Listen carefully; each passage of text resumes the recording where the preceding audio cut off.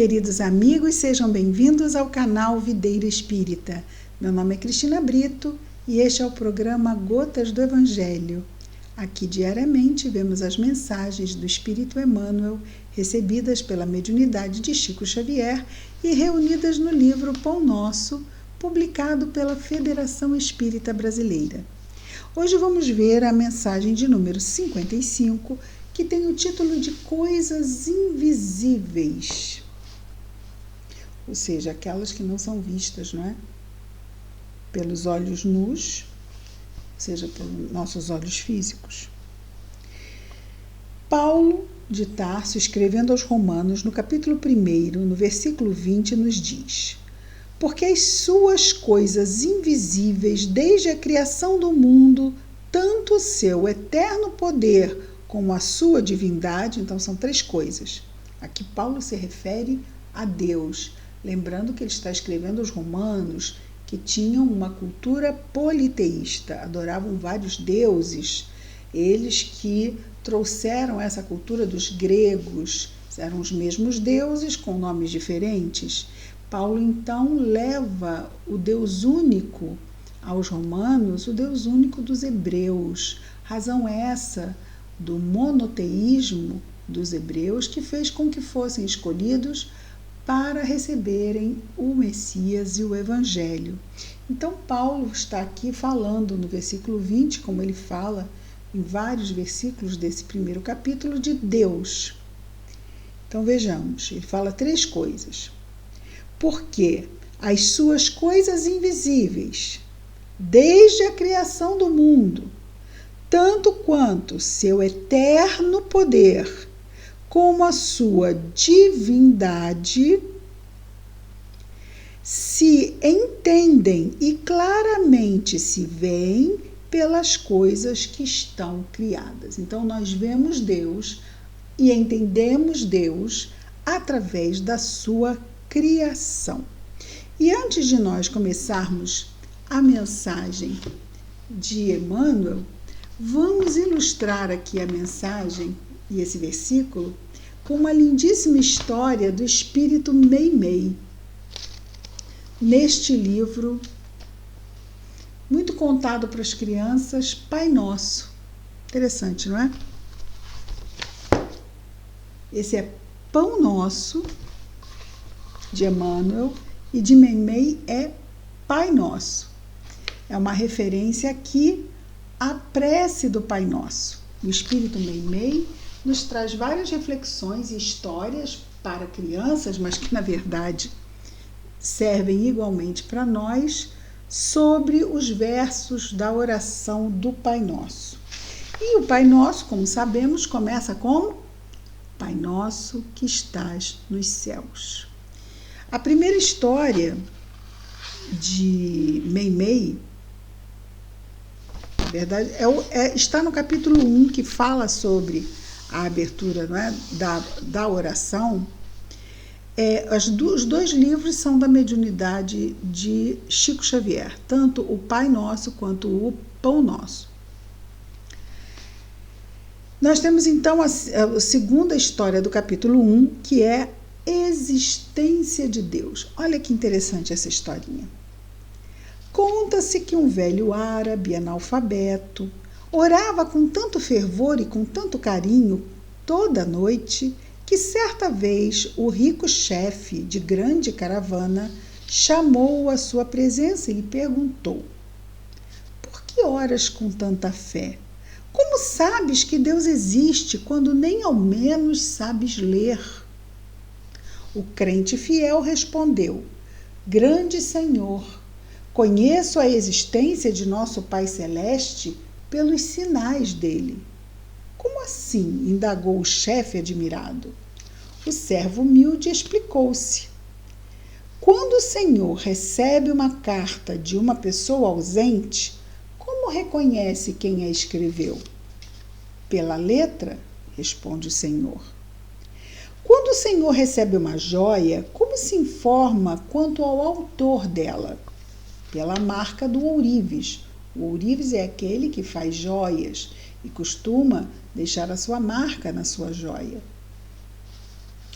O empregado sorriu e acrescentou: quando houve passos de animais ao redor da tenda, como sabe depois se foi um carneiro, um cavalo ou um boi? Pelos rastros, pelas marcas, das patas, respondeu o chefe surpreendido.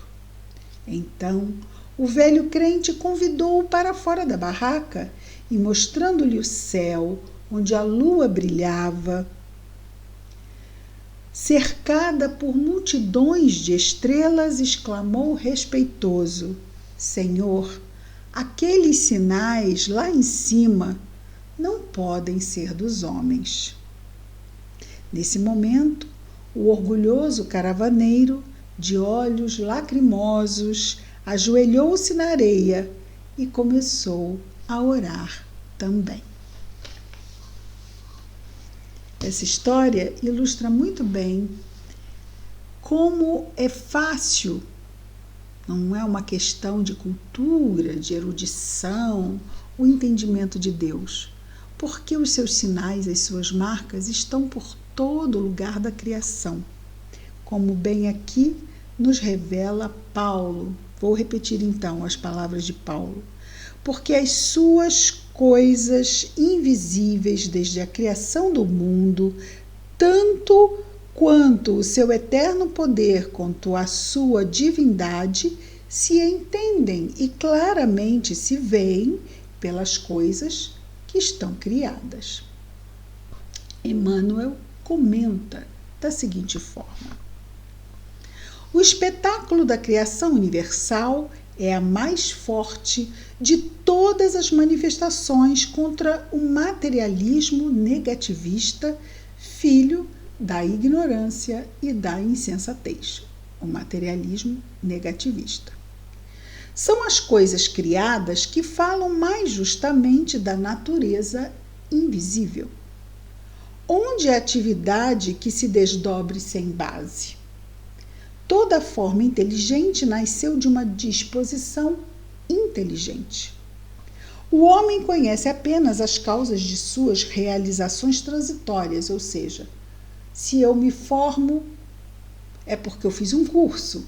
Então, o homem encarnado, conhece apenas as causas de suas realizações transitórias, ou seja, aqui na carne, da sua encarnação. Ignorando, contudo, os motivos complexos de cada ângulo do caminho. Mas por que eu tenho essa profissão e não outra? Por que eu tenho esse talento e não outro? Isso nós conhecemos. A paisagem exterior que lhe afeta o sensório, ou seja, que chega a nós pelos nossos sentidos físicos, não é?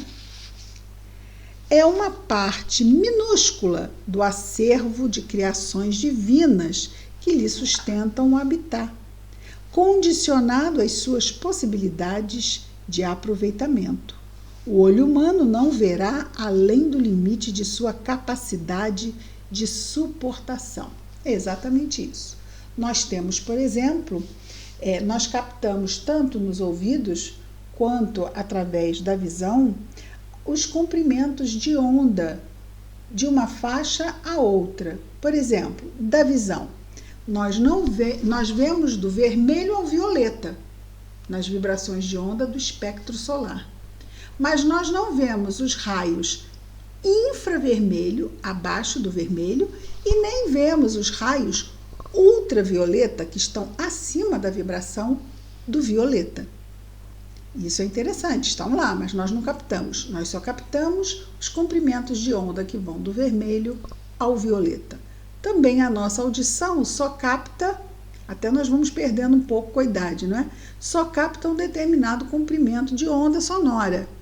Vamos ter em mente, por exemplo, que existem apitos que os adestradores apitam e nós, humanos, não ouvimos nada. E, no entanto, os cães respondem a esse apito porque eles captam um espectro de comprimento de onda maior do que o nosso. E aqui Emmanuel nos lembra. O olho humano, então, antes até ele nos lembra. Vejamos aqui.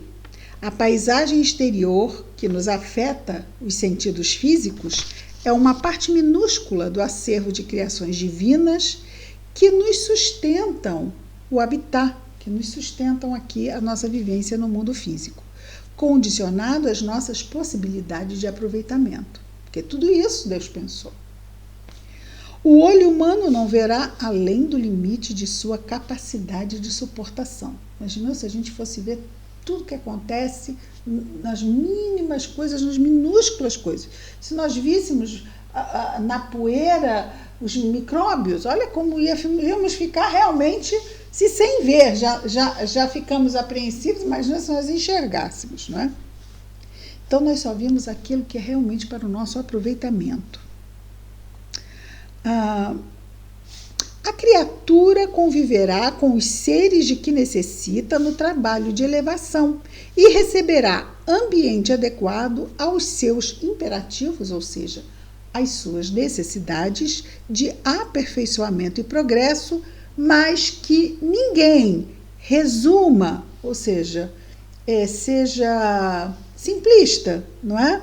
No sentido de resumir a expressão vital da esfera em que respira no que os dedos mortais são suscetíveis de apalpar. Então, assim como a visão e a audição, também o sentido do tato vai muito além do que nós podemos apalpar, não é? Sentir com o nosso tato. Nós podemos ter uma companhia espiritual, mas nem ouvimos com esses ouvidos físicos, nem vemos com esses olhos físicos e também não sentimos, não é, a presença com o nosso sentido do tato. No entanto, isto não quer absolutamente dizer que a presença não esteja aqui ou aí.